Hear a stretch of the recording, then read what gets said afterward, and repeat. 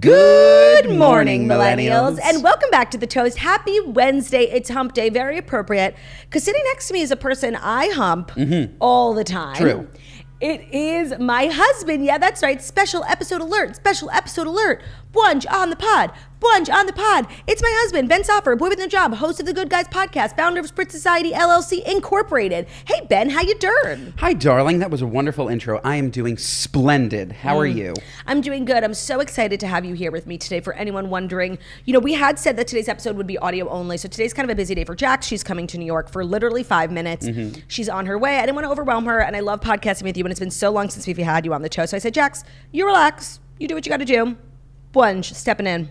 I'm always here to step in. Always here, always ready, willing, and able. Always here, always queer. Always, yeah, sure, okay. That works. Before we dive in, we have so much to catch up on, you know, between the two of us, being married, being, you know, power couple.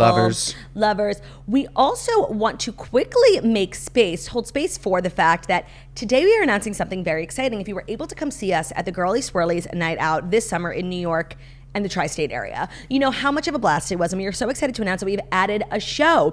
And this show, it's Girly Swirlies Night Out. It's Jizno, but it's a holiday extravaganza, holiday spectacular, because it is taking place December 8th in Hollywood, Florida, at the Hard Rock Seminole Casino, where we have been so many times. Like, we love that casino. Oh my God. And when they were like, they want Girly Swirlies to show up. By the way, they love that. We love that casino. But do you remember why we don't love that casino? I do. But I don't want to say anything negative. No. Things need to change. Yeah. They don't give free drinks. By the way, it has been a really long time since we've been there. Maybe they changed their policy. I'm just saying, like, Claudia and I used to go, we were like these like gambling addicts. Like, we'd go to the tables. We didn't care how much money we lost. We'd make friends. And we, you know, when you're spending that kind of cash, you expect a vodka soda. It's true. Expect a vodka soda. Nothing. You have to go to the bar and pay for your drinks. That's it. I'm holding space for that. Maybe they've had a policy change in recent years. We have not been to that casino like in 4 years. All that I know is that they're not coming for the tables. They're coming for you. So it's fine. But I can't hear Hard Rock Seminole and not think no free drinks. It's really exciting. December 8th. So tickets go on sale tomorrow at 10 a.m. for Patreon members. If you're in the Patreon, you will get a code. You can get access to tickets before everyone else. And then it will go on sale for everybody else on Friday. So stay tuned. Just check our Instagram for all the links and things and countdowns to make sure that you don't miss it. December 8th, Hollywood, Florida, at the Hard Rock Seminole Casino. I am so excited to bring Jizno back, to be doing it with a holiday flair. And I know I can't have a Christmas tree in real life, but maybe we can have one on set, like on the stage. And it's just like so legit playing at a casino. I know. Like, you've done it before. Well, you just did it at I was going to Atlantic say, City. Jackie has. I was going to say Jackie hasn't done it before. Yeah. But she has. And are you going to be there? Of course I'm going to be there. Have I ever missed a show? Yeah. What show? Name it. No, yeah. Ben is literally drove these animals to every single show. They're on stage. I don't even get a thank you. Thank you, Ben, so much for driving us to every show. He's literally Sutton Strack. Name them. Nothing. Name them. You're literally crazy. So that's the big announcement. So yeah, I'll be there. I'll fly the plane. Listen, I have to do a job and promote. If you could shut the fuck up, that would be great. That is the announcement we've been teasing for a couple of days. Take me to Florida. Be sure to be there or be square. Now the promo's done. Great. Be there or be square. I'll be there because I'm always there. Oh my God. Victim mentality. I'm always there. You're going to be joining me on the Toast to obviously uncover the Fast Five. Oh yeah. That kind of goes without saying. Big time. But before that, I think it's high time we caught up because we've been through a lot. We have. Since the last time you were on the Toast. I'm not entirely sure when that was. Yes. But let's talk about kind of the biggest thing going on in our lives right now. Yes. Gilmore Girls. Yes. Love. Oh, so good. We went on this journey together, and you tell me because I turned on Gilmore Girls and you knew the theme song. And then I meant to record this, you guys, but I forgot. If you're out on the run. On the road. If in hurry and so cold. Is it being horny and so cold? Yeah. Oh, you have to do that's is the lyric. Call my name and I'll be there on the next train. So I asked Ben actually at home because we talked about you on the Toast. And I said Ben knew the theme song to Gilmore Girls. I think he'd watched it before, like with your sister. And then Jackie said, no, I feel like Ben grew up in a Carole King house. And I said, Ben, did you listen to Carole King growing up? And you know what? Jackie was right. What did you say? Yes. Yes. My dad had one CD that he would play in the car, and it had James Taylor and it had Carole King. He loved really both cute. Of them. So I have those songs memorized, and this is one of the songs. Never saw Gilmore Girls. Maybe I saw like an episode or two. We've been trying to start this fucking show. This is the second time. For a long, I feel like it's more than that. Second time. And for whatever reason, the heart grabbed this time. The heart grabbed this time. But really, Gilmore Girls is about nothing. Yeah. Like, you could miss an episode, come back, nothing's happened. Sometimes Ben's really busy, and like I'll watch an episode, and he comes back, and he doesn't know. And Claudia lately has been like falling asleep at 9:45. So like, I want to finish an episode. I'll watch an episode. Then she wants to rewatch it the next day. It's your fault. You fell asleep. No, I shouldn't be punished and have to watch the episode twice. Let me tell you, Gilmore Girls is a perfect show to fall asleep to. It's like warm and cozy, and there's like a nice soundtrack. It is. And you know if you fall asleep, you're not going to miss anything. It's kind of been lulling me to sleep. I like it. Is it crazy to think that Lorelai, I'm the same age as Lorelai. She's a 16-year-old daughter. Oh, in the show. Yeah, she's 32. That's crazy. It is really crazy. That means that I think they know that you're 30. I don't think that they know You would have a 14-year-old daughter. Obsessed. Oh my God, we should have gotten pregnant at 16. Honestly, best friends. 1000%. It's pretty cool. Yeah, it is. It is. Right? Who's your favorite character? Ooh, who's my favorite character? That's a great question. Suki. I am Suki. I think Suki's my favorite character too. Although when I think about shows that we watch and love, like Young Sheldon, there's so many standout characters who like are the best, right? Obviously, George Cooper Sr.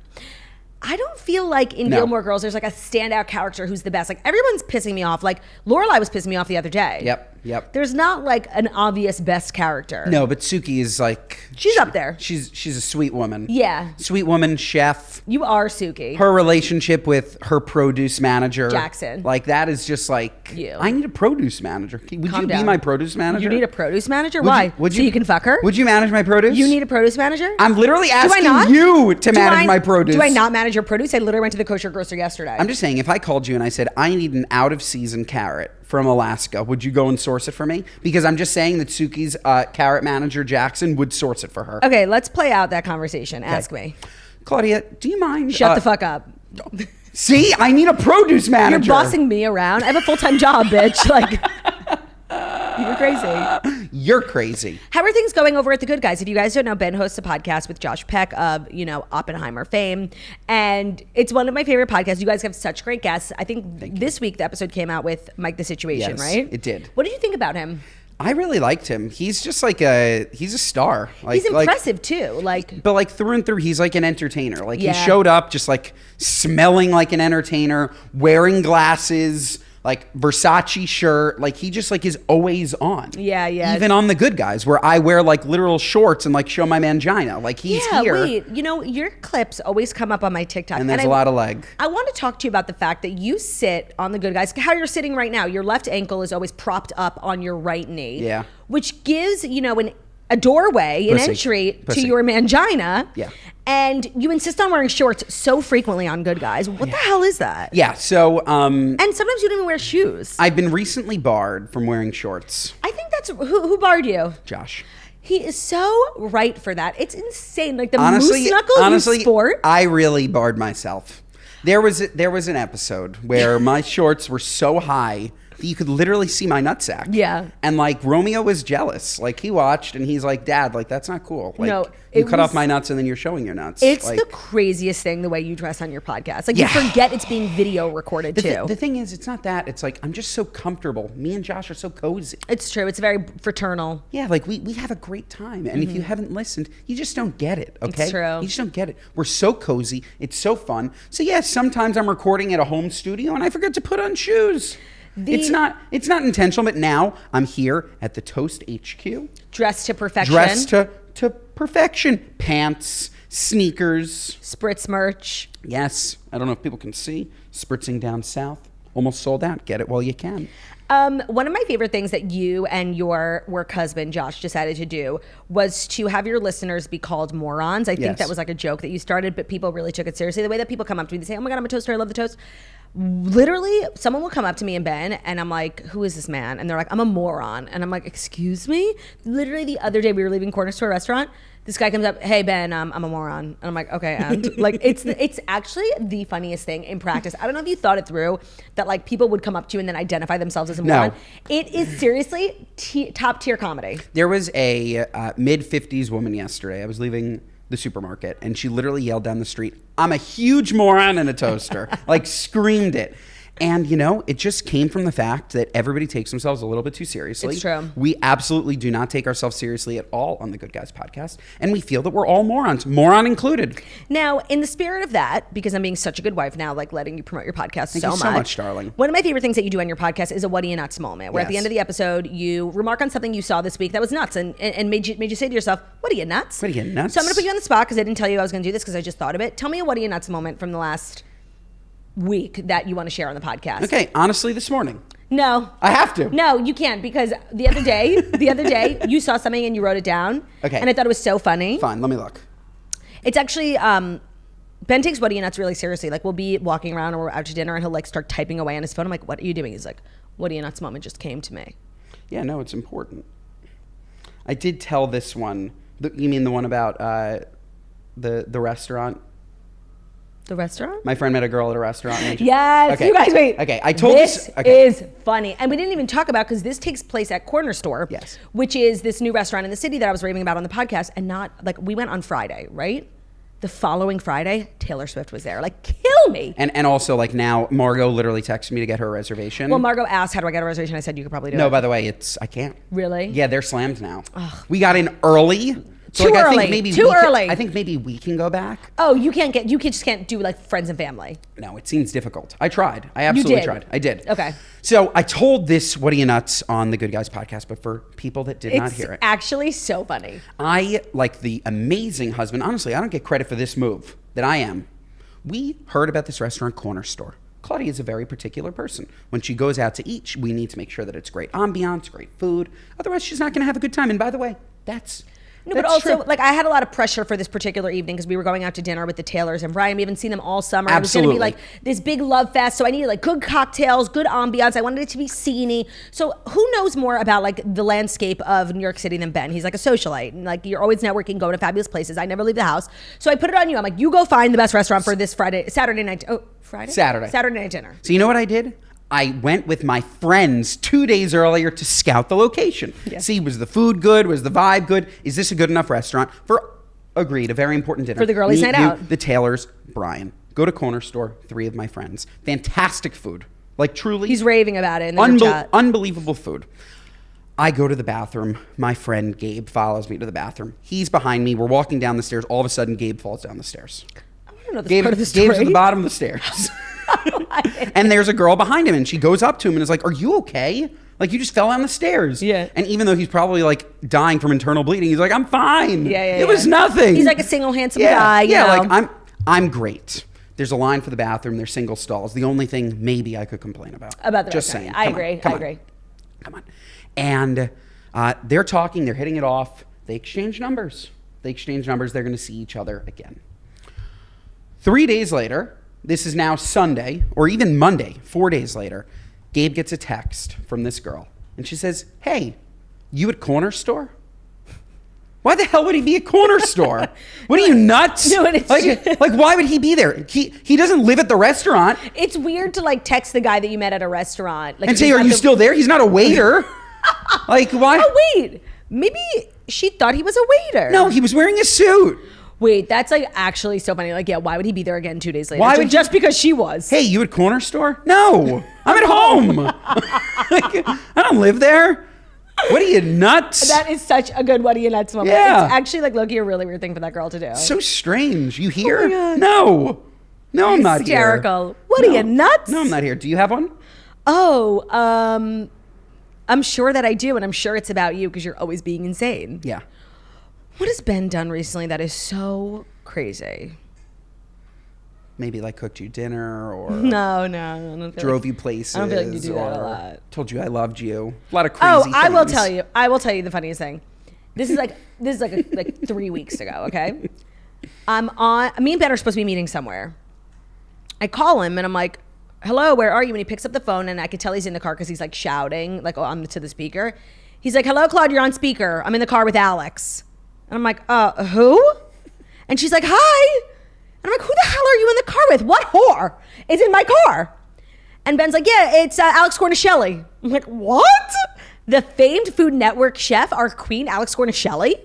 And I had forgotten, like, I was like, because I didn't know where you were. You were like, I never listen when you say where you're going. You're like, going to work, you know? Understood. And he was like, I forgot he had been filming a video. And it was like, we were really excited about Alex Cornishelli. And like, not Alex Cornishelli casually being in the car. What are you, nuts? No, she needed a ride home. Oh, yeah, I'm a chivalrous man. And then I found it interesting, like, we were supposed to be somewhere. You were late because you had to drive Alex Cornishelli home. By the way. And that's my beef with Alex Cornishelli. I'm just saying, I would do it again. No, that was really generous, but like beyond unnecessary. Was she carrying a lot of heavy things? It doesn't matter.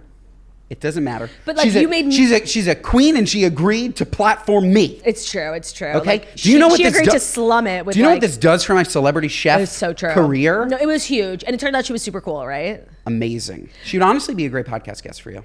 Oh my God, I have so many questions for her. She's so fun. Yeah, she's like kind of a part of like Food Network. When I think about like the heyday of Food Network, like she was on it, and she's still like killing it. She's been on Food Network for 17 years. It's like such a dream. And she's done 600 episodes of Chopped.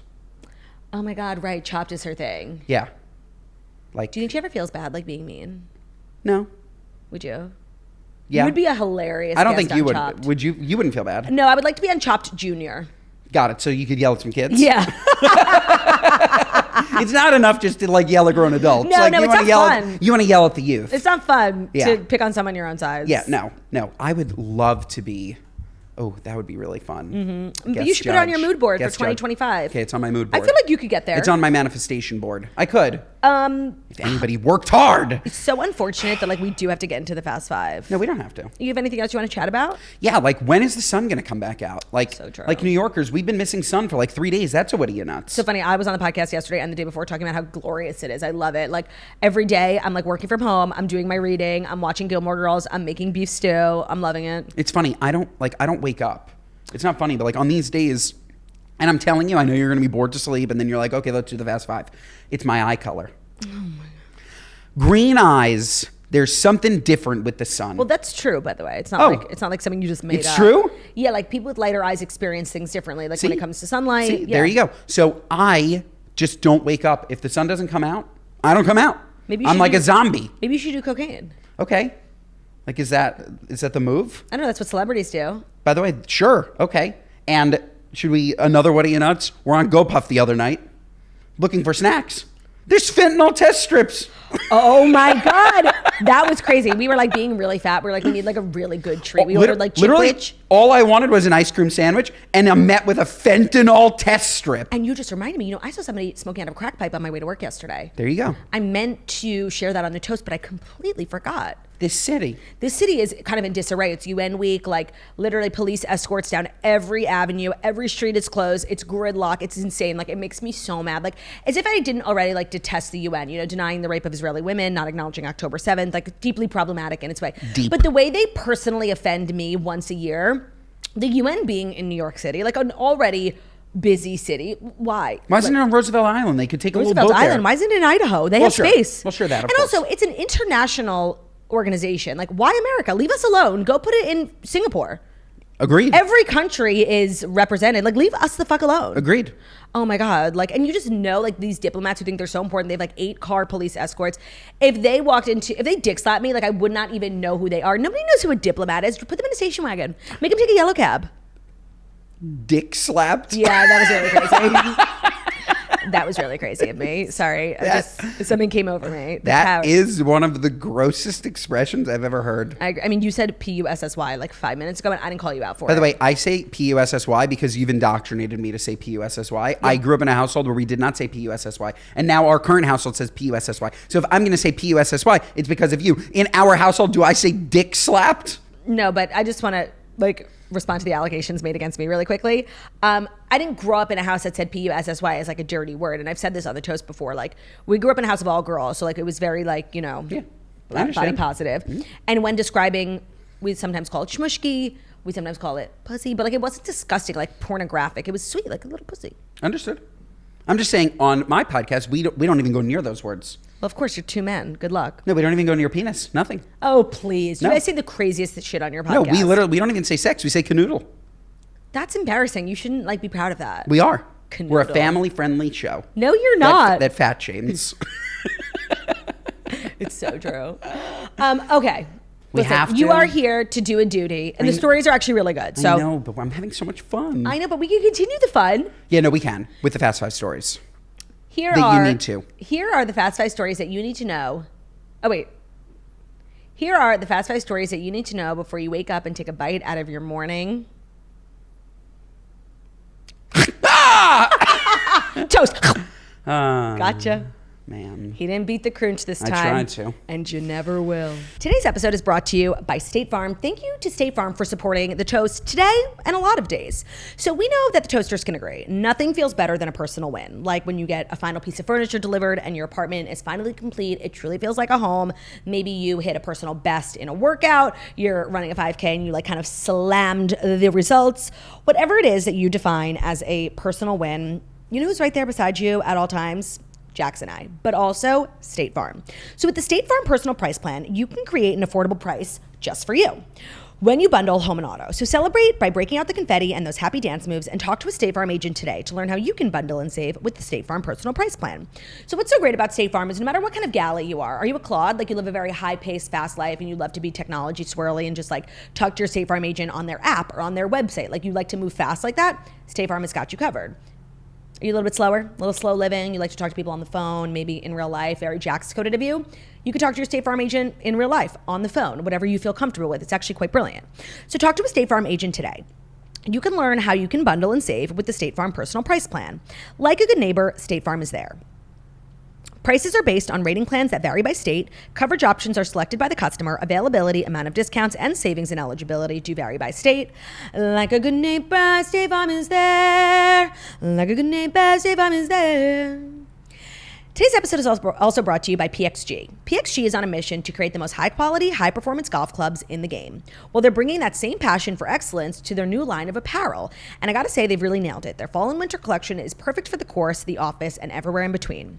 So made with premium materials and technology designed for peak performance, these confidence-inspiring looks will invite all-day play, taking you seamlessly from the course to the office to an evening workout.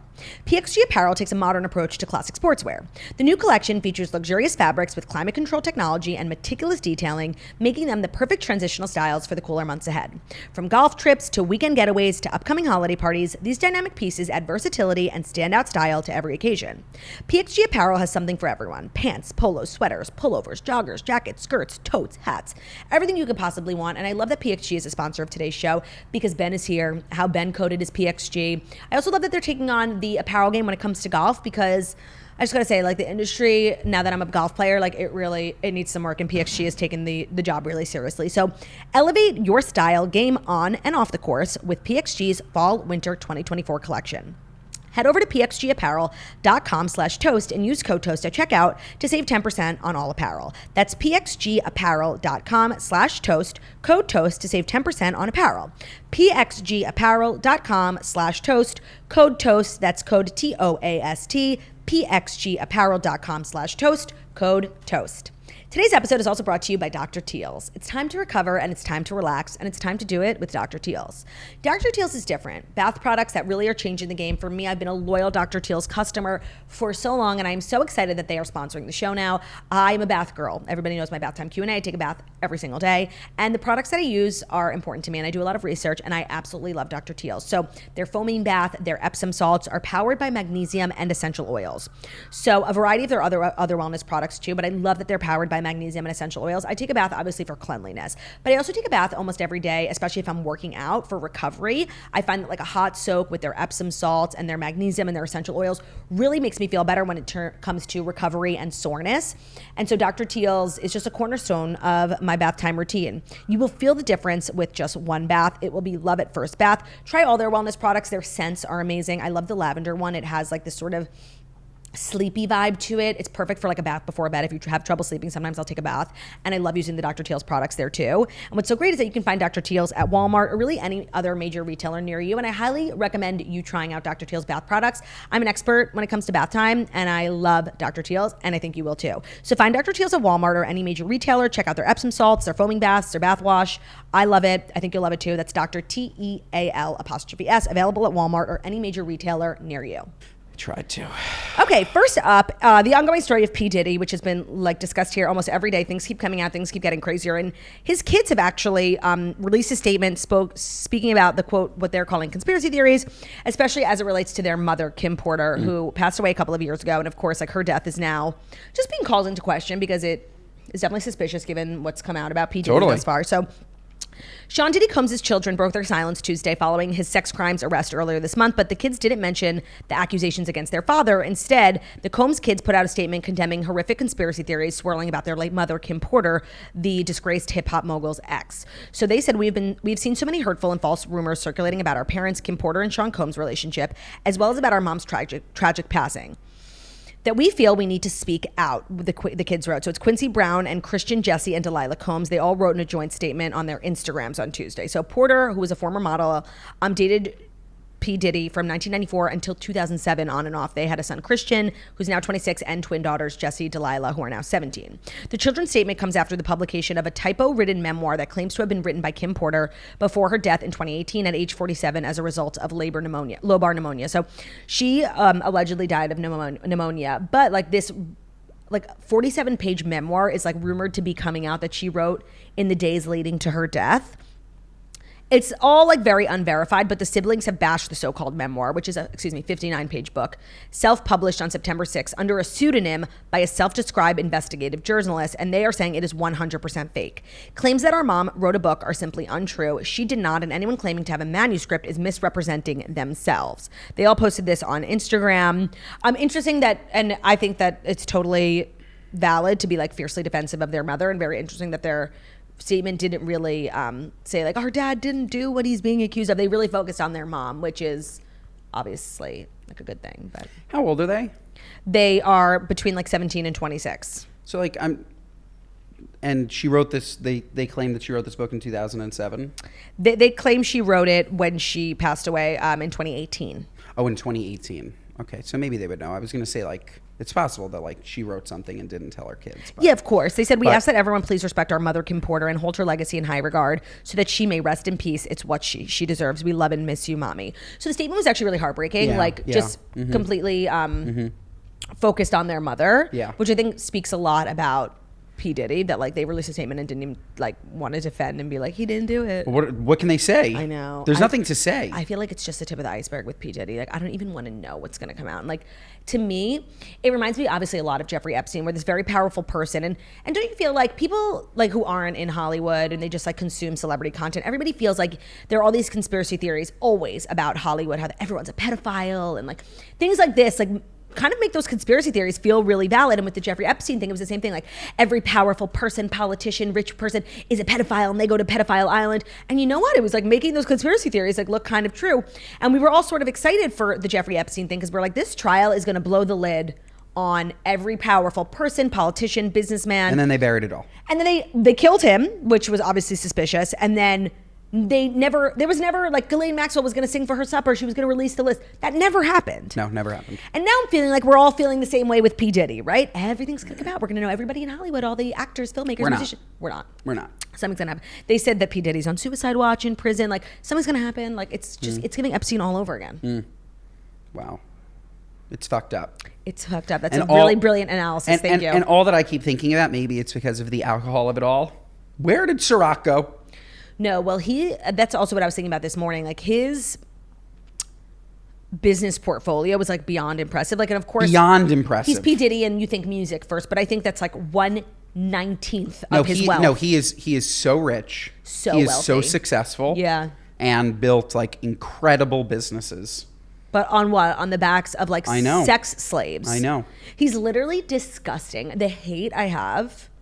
It is surprising, though, that he's actually in jail. Like, I don't know. I feel like celebrities always get... And, you know, they held him without bail. So, like, he's literally, like, stuck there. Obsessed. And did I hear that the suicide claims might not be true? Like I had read something like he was suicidal. What are you reading? Like, I don't know. I thought that I read that he might not be suicidal, and somebody just said that. Like he released something. I read the prison like put him on suicide watch. And then didn't he come out with a statement saying that he wasn't suicidal? His lawyer has like been releasing statements just like affirming that he's guilty, and they're really looking forward to their day in court. I'm sure you are. Like nothing's gonna happen. I'm telling you. Oh, I'm excited about this next story because we did our homework last night and we attempted to watch Ellen DeGeneres' new special, which I've been really excited about. I think the concept of like going through a major scandal, going radio silent, and then doing a Netflix special as a comedian, a special being like, this is my last one. I think it's a great way to maybe get back public favor, but also it's a great way to go out. Like I loved the whole concept. I thought it was brilliant. Me too. And I thought the special would be good. Me too. We watched it last night. Snoozer. It came out yesterday. It was actually unwatchable. Like it was actually not funny. And we gave it 35 minutes. Yes. Like we didn't give it 5 minutes. It was an hour and 10 and we were just like bulldozing through it. It was so bad. I looked at the clicker, it was 35 minutes. I said, we've done enough. And in case you haven't seen it, the first 15 minutes, she's talking about a car. Oh my God, it was like such bad stand-up jokes. Ben thought that she was being bad on purpose. But then... she wasn't. But then the next 15 minutes were about chickens. And then she got into, oh, by the way, yeah, I was... Canceled, but like... It's been 35 minutes. She started talking about the cancellation at 18 minutes, very lightly. Like a touch. And then she started talking about how she just bought chickens. And I tuned in to find out like what her take on the situation was. Is she claiming that she wasn't mean and she was just made into this villain because she's a woman? Is she claiming that she was mean and she's reformed? And we never even got there. I don't even know what the message is. Well, what I took away from it was one, that she thinks that she was totally bulldozed because she's a woman. But she also was almost blaming like the network for putting her in charge, making her like a monster when she should never have been in charge. She like made a comment that was like, Ronald McDonald isn't the CEO of McDonald's, right? Implying that she is talent and she never should have had the ability to be a boss. To be a boss and to boss people around, and that like her version of. I feel like that's a valid statement, but like good luck at the time putting a CEO like on top of Ellen, giving Ellen a boss. I'm sure that was not even an option. No, it's not that. It's like if you actually felt that way, then tell somebody. So the overall, this is what like being pitched to press. Ellen DeGeneres says she's proud of who she's become after being labeled as mean in her toxic workplace scandal. So her Netflix special is called For Your Approval, and the former talk show host told an audience that she's proud of who she's become 4 years after she was labeled as mean and she was accused of leading a toxic workplace. Here's what she said. When you're a public figure, you're open to everyone's interpretation. I'm sure you've heard the saying that what other people think of me is none of my business, because people will say all kinds of things and you have no control over that. But you know the truth, and that's what matters. She acknowledged that her career in comedy forced her to care what people think as a way to gauge success. Ellen admitted that she's done focusing on what other people feel about her, especially after allowing the mean label to consume her. Here's what she said. If they like you, you're in. And if they don't, you're out. And I've spent an entire lifetime trying to make people happy. And I've cared far too much about what other people think of me. So the thought of anyone thinking that I'm mean was devastating to me. And it consumed me for a really long time. And after a lifetime of caring, I just can't care anymore. So I don't. But if I'm being honest and I have a choice of people remembering me as someone who was mean or someone who was beloved, and then she made like a stupid joke, I choose that, someone who's beloved. The thing is when the special started, they did this like sort of montage, this timeline, and we weren't really socially conscious. Like I wasn't watching the Ellen show as a kid. I wasn't old. I wasn't alive. So you really do forget like the magnitude of her impact as a woman in comedy, as like a gay woman. And like I actually had like chills at the beginning. I thought it was really amazing. Like, and I was so ready for her to like take her power back, give this bomb-ass special. I wouldn't have cared if she went up there and was like, yeah, I was mean, everybody can eat my ass. Like, I would have had more respect for her, like saying either I was mean, too bad, or I wasn't mean and I'm like being taken down for X, Y, and Z. She didn't really say anything. And even after reading this article, I don't understand what the point of the special was. And it was such like a bold choice to make a special. I feel like, what? I think there are people who hate Ellen. And there are people who are like Ellen, and I don't think this should move the needle for anybody. I also just don't know why it wasn't funnier.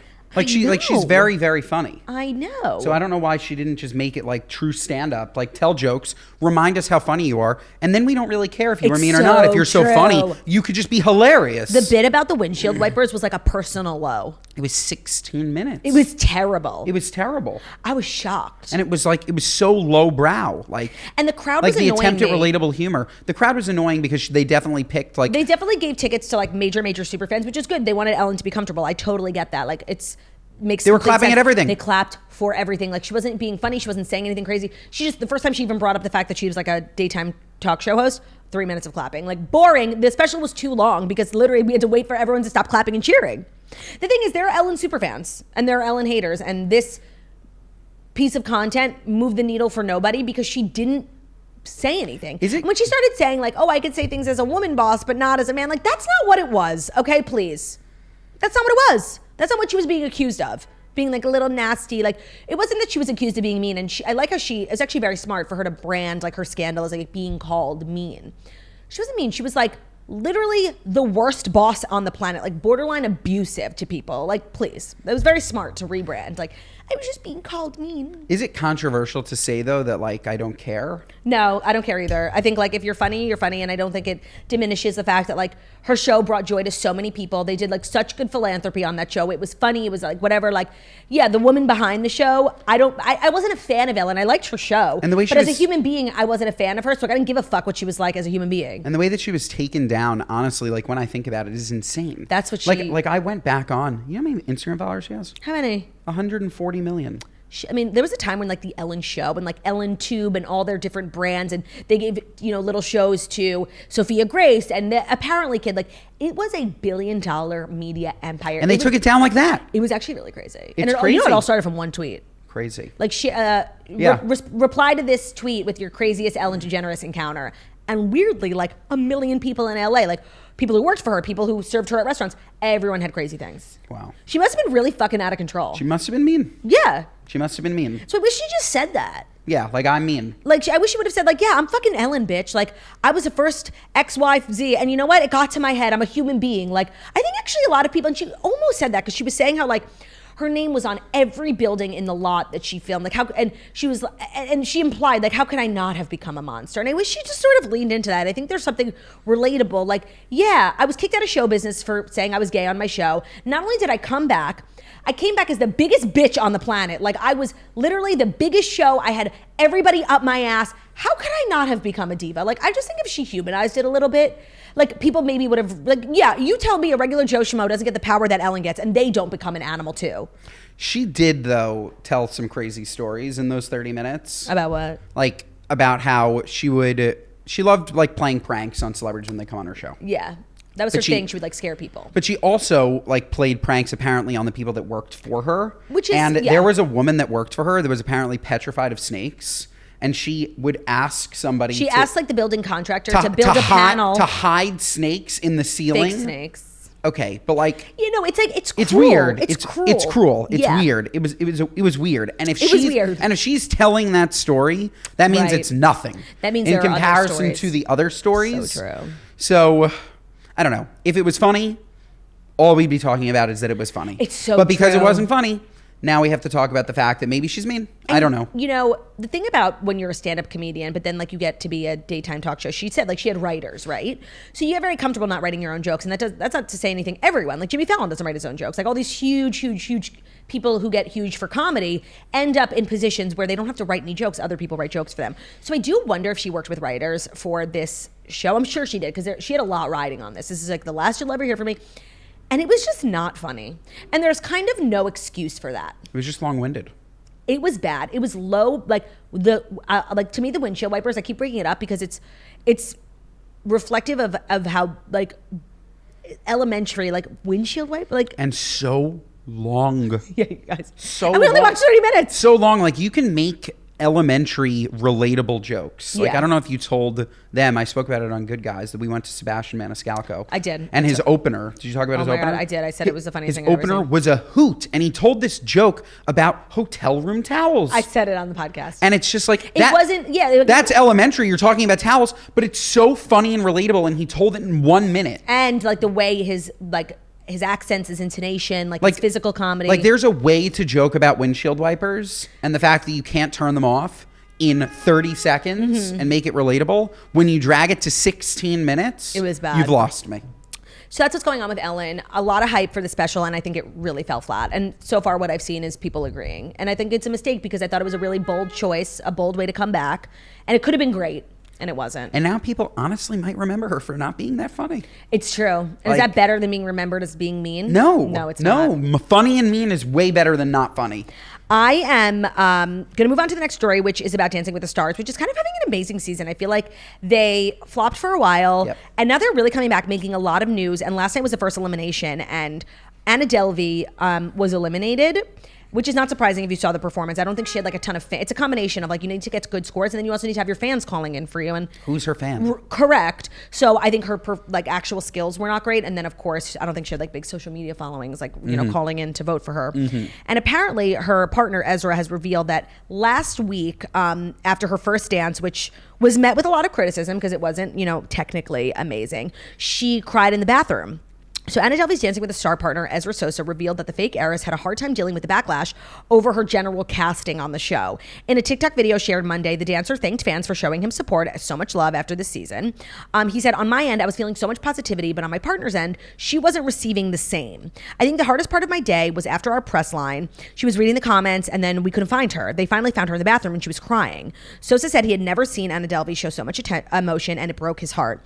As her partner, I just want to give her the best experience she could possibly have. And knowing that that was not the case, it really did break my heart. So Delvey, as we know, is the fake heiress. She spent time in prison and then got cast on Dancing with the Stars. Now, I think it's I think it's so crazy, like that she can survive prison, but like a little social media backlash gets to her. And that's the crazy thing. We're always talking about like when you're getting like canceled or whatever, you have to really experience it to know how fucking horrible it is. Like it literally can be earth shattering and it sounds better than it is. Like, and this is somebody who literally went to prison but was crying in the bathroom because of like comments on Instagram.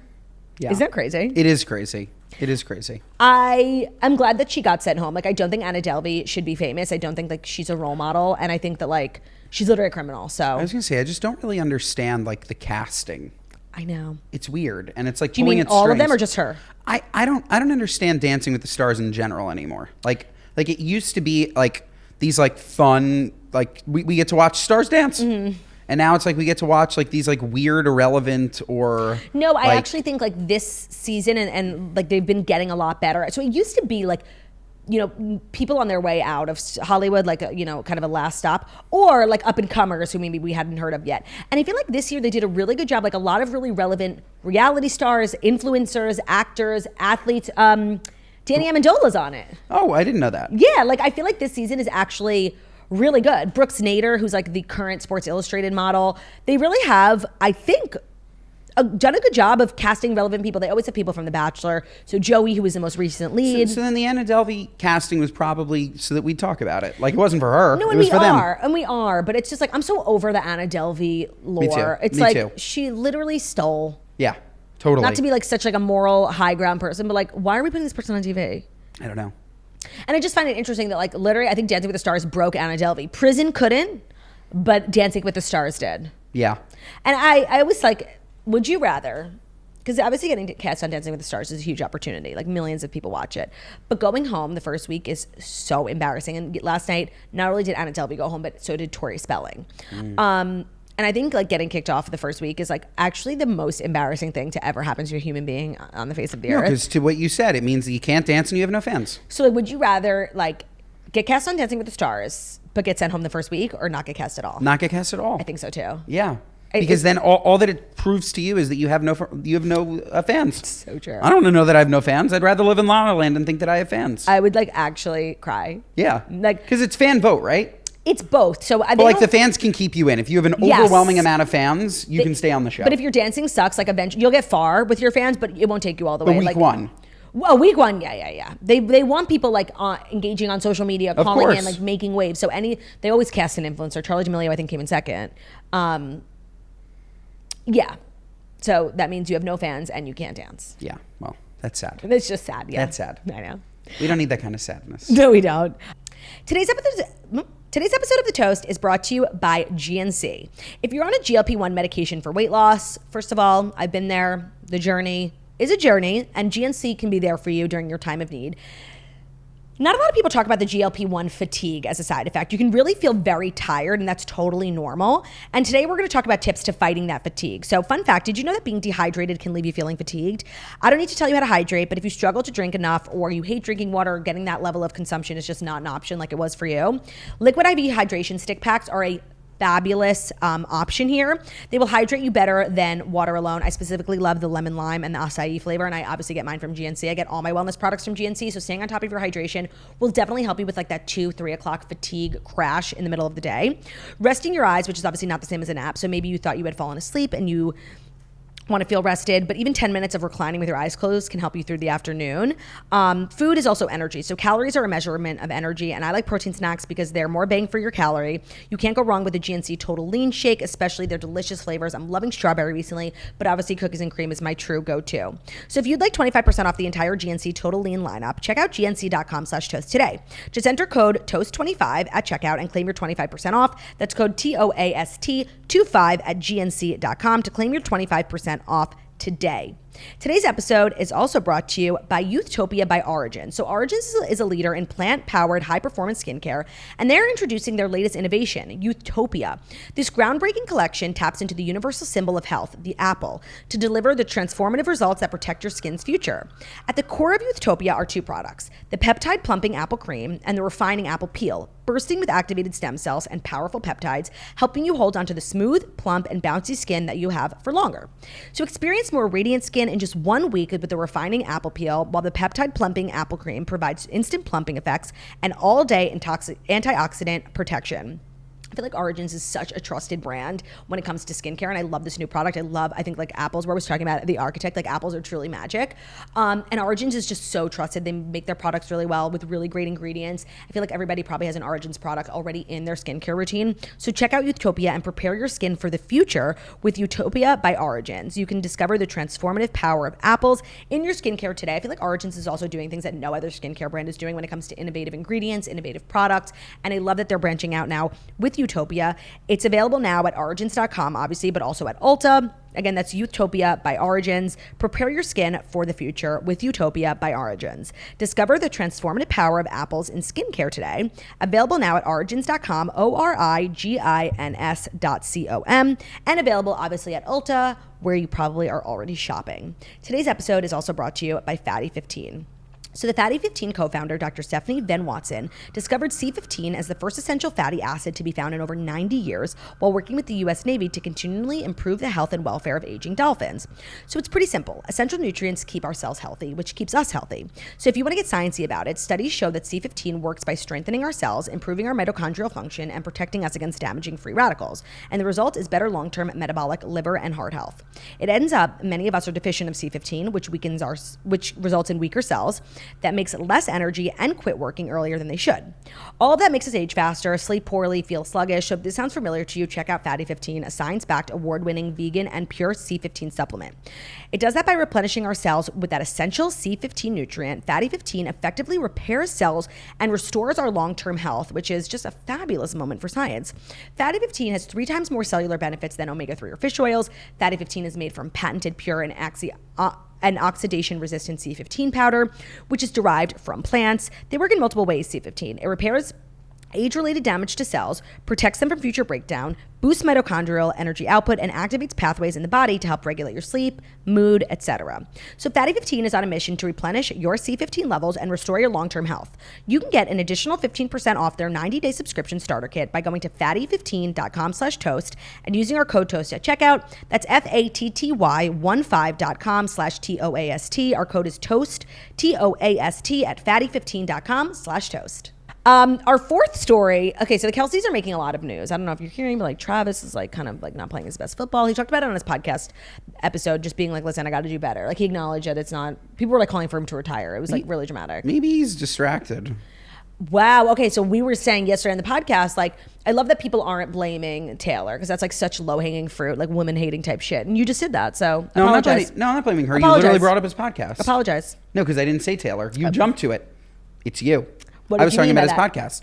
You can't be a podcaster. And like, I just think, I guess maybe you can. No, he has an FX show with Ryan Murphy coming out called like Grotesquerie. I just feel he like hosts he does Amazon the most. Prime, Are You Smarter Than a Fifth Grader? He has this podcast. He's in a relationship. It's a lot. I said that yesterday, that it's a lot of opportunities being thrown at him. He's in every commercial on the fucking planet. And he's making so much more money for everything else than football. It's so true. I mean, like, $100 million podcast contract. And you don't usually see athletes taking advantage of these opportunities until they're done. Yeah. Like Tom Brady is now taking advantage of all of these opportunities now that he's retired, like his deal with Fox and all this stuff. And like, he's one of the investors in Noble. He's an investor in everything. That's why it's so popular. They've sponsored the show, and we were saying, like, everyone's talking about Noble right now. Doesn't it feel that way? And that's because literally Tom Brady's like, he's an investor in Hero Bread? You're lying. No. Wait, Tom Brady's kind of obsessed with us. All of his brands sponsor our podcast.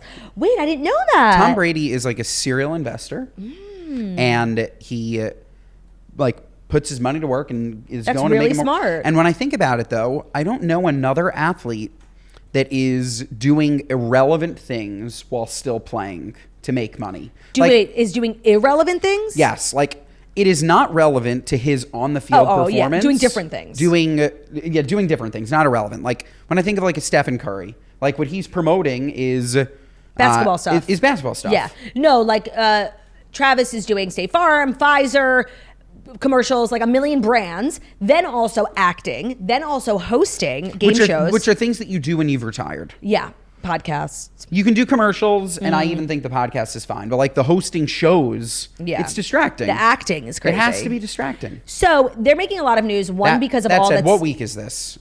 Week 3. Like everybody needs to calm down. Everybody needs to calm down. But he's making a lot of news because of the, the poor performance, so to speak. Yeah. But also because he has this show coming out, and his mom was on the red carpet answering a bunch of questions. So his mom's making news because, she gets asked about Taylor a lot. And I think that she comes off rude a lot. It's not the first time. She was asked on a red carpet about Taylor. She was like, oh, it hasn't been that long. I don't really know her.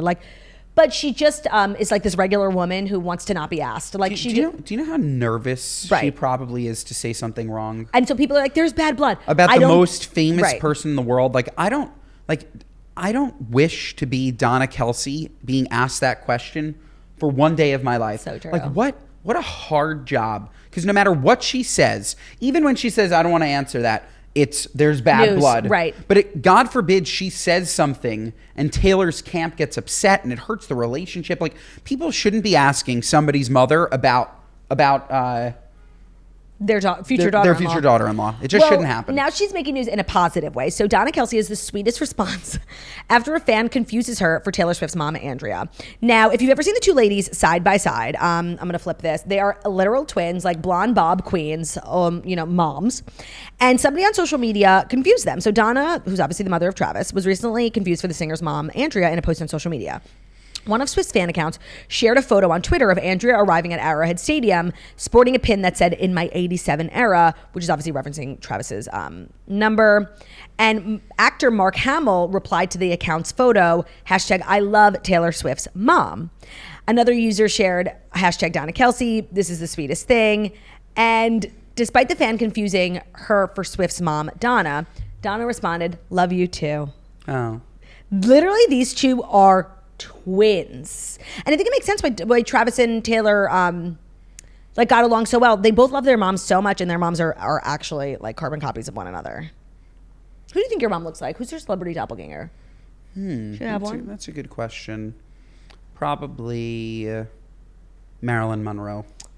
Facts. Yeah, that's what I'd say. 1,000%. That's what I'd say. I'd say the same. Yeah, me too. Who does your dad get told he looks like? Because he literally is twins with Margaret Joseph's husband, Joe Benigno. Like, I literally can't even look at Joe Benigno when I see him because I'm like, oh my God, you are my father-in-law. He looks like a lot of people. Like, I think that he looks like a larger, recently deceased Richard Lewis. Not the larger. Okay, Richard Lewis is 1 pound. Your dad listens to everything you do. Like, he's gonna listen to this episode. His feelings are gonna be hurt. Apologize. No, he's larger than Richard Lewis. Wow, I'm telling Bruce. Okay, you tell him that he's larger than Richard Lewis. He also looks like, who did we say that he looked like recently? What? We were watching something. Oh, fuck. What were we recently watching? Gilmore Girls? No. He doesn't look like anybody in Gilmore Girls. No, but we said that guy looks like your dad. We were watching Desperate Housewives. Desperate Housewives is what we were watching, right? Yeah. I don't know. Carlos? No, definitely not Carlos. Carl? No, but any handsome man with thick frame glasses and just like salt lush and pepper hair. Yeah. Lush. It's true. Wow, I can't believe you called Bruce fat. No, I called him, quote, bigger than Richard Lewis. Richard Lewis died at 70 pounds. He was the skinniest man I've ever seen. I'm just and saying, rest in peace. Your words have meaning. What, like, just a visionary. Your words have meaning. A comedic genius. And I bet your dad is listening to this sobbing. I'm sure he's not. Bruce, I think you're beautiful. You are beautiful. And you larger than Richard Lewis. These in are every two things can way. be the same. Yes, words can bring me down. This is Bruce's anthem. Oh no, so don't you bring me down today. Are you ready for our fifth and final story? I am, but I'm sad because that means that the show is almost over. Oh, and that means you're going to leave me like you always do to go Literally, to work. you're leaving me. I'm staying here. To go to work. Where the hell are you going? And you know, we haven't done this in a while, but because we're recording in person together, I think we should sing the It's the fifth story song. Sure. It's the final story. Do-do-do-do. Do-do-do-do-do. Do-do-do-do. It's the final story. You called your father fat and compared him to Richard Lewis. And that's a magic number. Are you ready? Yes. Big news. Central Perk couch from the Friends set has sold for $30,000. They did an auction to celebrate the series anniversary, and one of the big ticket items on the 30th anniversary auction included Ross Geller's Geller Cup trophy. That sold for more than $9,000. So on September 23rd, Warner Brothers, if I knew that this was happening, like I might have bid on something. It's probably better that I didn't Thank God know. you didn't know. So You talk about junk that I buy. wait, you want to die? What? So the couch sold for over $30,000. So no, not over, $29,000. Read some of the other items. 250. Wait, Okay. it's a replica. What? Yeah. Yeah. It's a replica? Including a replica of Central Perk's iconic orange couch. By the way, you literally could just like go to a couch maker and ask him to make you an orange, like show him a picture. That's the dumbest thing I've ever heard. I'm in shock. I was about to say that like that's like a waste of money for like a smelly old couch, but at least it would have been the real couch. Nearly 15 times its original estimate of $2,000. That's how much a couch costs. It's like an ugly little couch. Was this like for charity? It doesn't say, which I find weird. I'm sure it was for charity. The one with the 30-year anniversary auction, that's what the auction was called. They sold 110 pieces of memorabilia, many of them for well over their anticipated sale price. I'm sure it was for charity, and I'm sorry. I'm onto these charities. It doesn't say anything about charity, which is so weird. It definitely was. Hold on. Let me know when you're ready for my groundbreaking thought. I just want to know. It doesn't say anything about charity in this article. That's really crazy. It has to be for charity. They're not doing this for profit. So let me tell you what else sold before you tell me your crazy thought, okay? Okay. The Geller Cup, which is the trophy from season 3, sold for $9,100, which is 30 times the estimate of $300. Is it a replica or these are real things? I feel like this one, it doesn't say replica. I feel like that would be the real one. Okay, because like I don't care how much like it costs to make it. Right. If it has the value of being Ross's cup. Yeah. But if it's a replica, then this is a different story. Monica Geller's striped brown season 9 shirt, one of the many clothing items worn by the cast, sold for $2,200. A blue cashmere sweater worn by Chandler sold for $6,500. Rachel, Jennifer Aniston's sweater from the episode, the one with the truth about London, sold for $6,500. That's really crazy. Ross's apartment dresser, just like that's not even like a important. It was just in the apartment. $10,000. Ew! What the hell? Props like the warning bulletin with a police sketch of Joey sold for $520. Like that to me is more iconic. Ross's dresser. Who gives a fuck? That's really crazy. Okay, what were you gonna share? So is this? We think that this is charity. I just want to say it does not say charity, so I'm not gonna assume charity. So if it's not charity, then somebody's having financial issues that they're doing like a yard sale. Yeah, it's and like taking all this money. It's lowbrow. It's a little weird. But if it is charity, I'm on to these people. They're going in and they're paying $30,000 for a replica, okay? And then they're writing it off. Yeah. Yeah, that's more likely what it is, if it's for charity. But isn't it crazy? Yeah. Just like now you just get like a nice write-off against your taxes. Well, it encourages people to do philanthropy. I guess. Would you say you're a particularly philanthropic person? No, because your wife does everything for you and I'm always the one doing it. No, I actually think that I'm an incredibly philanthropic person. What was the last cause you donated to? I donated to... Shit. Oh, literally last week. Last week? Yeah, when have you? When was the last cause you donated to? Mine was last week. I literally donate like on a weekly basis to different causes. Was it last week? Mostly like Jewish ones. Was it last week? No, it wasn't last week. Last week when we launched Lemon Iced Tea by Craig Conover. Oh yeah, you did. We donated. He's got me here. But that was your company. We donated a portion of all merch sales, like this Spritz Society Spritzing Down South sweatshirt, to Hope for the Warriors. Yeah, that's a good one. Which is a lovely charity that Craig works with. And it's all about the veterans. And I had an opportunity to go and meet some of these veterans at a golf tournament in August. And all I have to say is support Hope for the Warriors. Yeah, okay, you got me there. Although, like, your company did that. I mean, like, you write a check from your personal account. I think it was Gift of Life. I don't remember when it was. Gift of Life? When? Yeah, I don't know. Like a year ago or something. Interesting. I do my best. Interesting. I also help, like, in real life, you know? Like, I see an old lady, she needs to be crossed. I cross her. Yeah.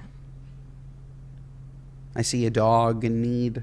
I help him. Yeah. I see trash on the floor. I film it on Instagram. And complain about the mayor. Podcasting with you has been nothing short of a dream. It has been stupendous. You are an absolute star. Thank you for having me, darling. Thank you for stepping up when we needed you most. Anytime. You guys, thank you so much. We're back with Jax tomorrow, don't worry. So thank you so much for listening to the Testimony Morning Show, where we deliver the fast 5 stories you need to remember. The Friday on YouTube. If you're watching us on YouTube, please feel free to subscribe, give us a video, thumbs up. We're also available as podcasts and where podcasts can be found on Spotify, iTunes, Stitcher, Public Radio, Castbox, all the places where visit the podcast minutes, social, leave a 5-star review. Better for wheels, and wickedly talented we are. Well done. Love you. Bye.